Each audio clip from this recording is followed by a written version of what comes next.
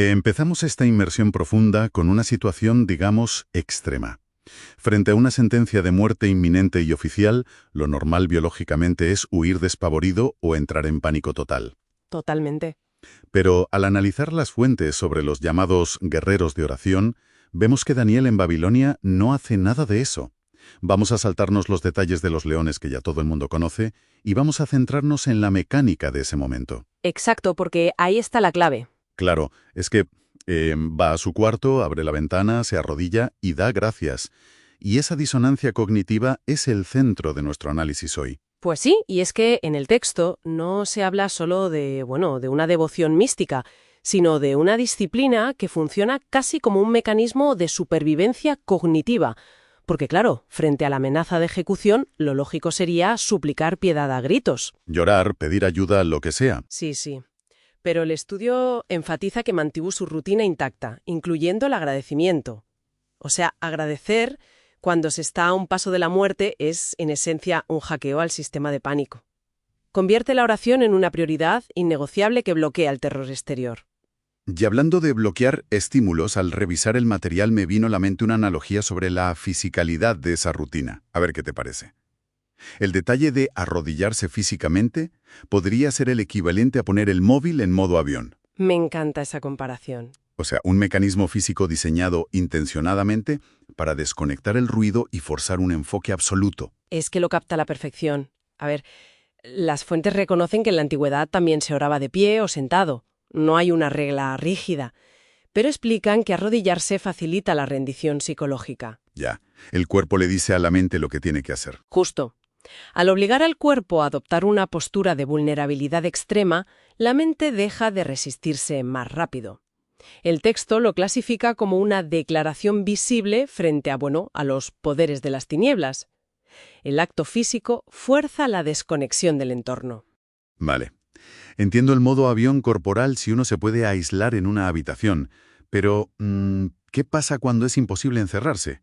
Porque si observamos el caso de Enoc, la cosa cambia. Totalmente distinto, sí. Se dice que caminó con la divinidad durante 300 años, y el estudio indica que la clave era orar de forma audible mientras realizaba sus tareas diarias.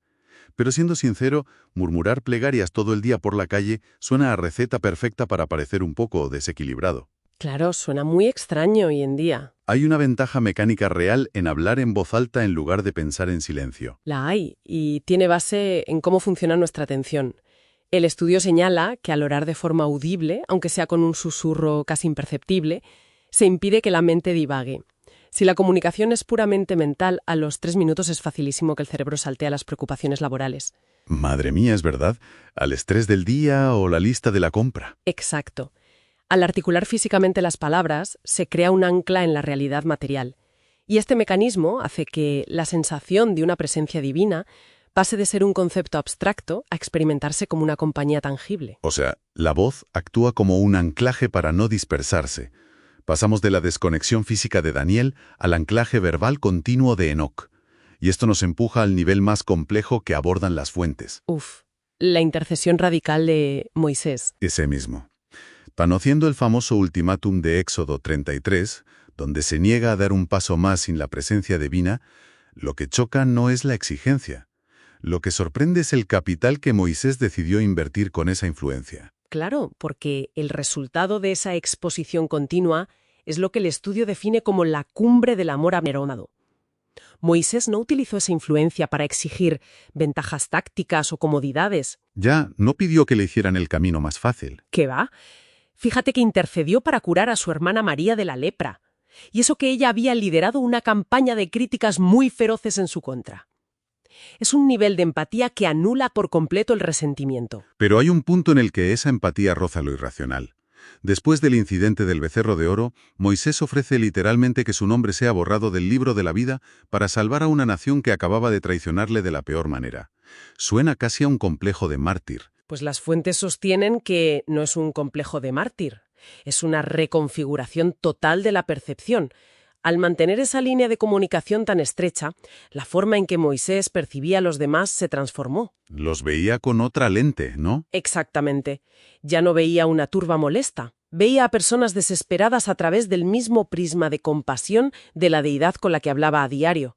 El mecanismo de la oración había diluido tanto su ego que el coste personal perdió relevancia. Qué interesante. Si unimos las piezas, queda claro que esta práctica va mucho más allá de recitar palabras. Empieza como un escudo contra el pánico con Daniel, evoluciona hacia un ancla cognitiva en la rutina diaria con Enoc y culmina en la empatía de Moisés. Así es. Lejos de ser un acto pasivo, es un ejercicio activo que reconfigura cómo la mente procesa el peligro y el agravio. Y eso nos deja un pensamiento bastante provocativo sobre la mesa. Si esta herramienta puede reconfigurar la mente al punto de llevar a alguien a interceder por quienes le traicionan brutalmente, cabe preguntarse cuál sería el impacto real hoy si decidiéramos aplicar tan solo una pequeña fracción de esa audacia para interceder en absoluto silencio por nuestros mayores adversarios. Quizá esa sea la estrategia más subversiva para transformar cualquier conflicto.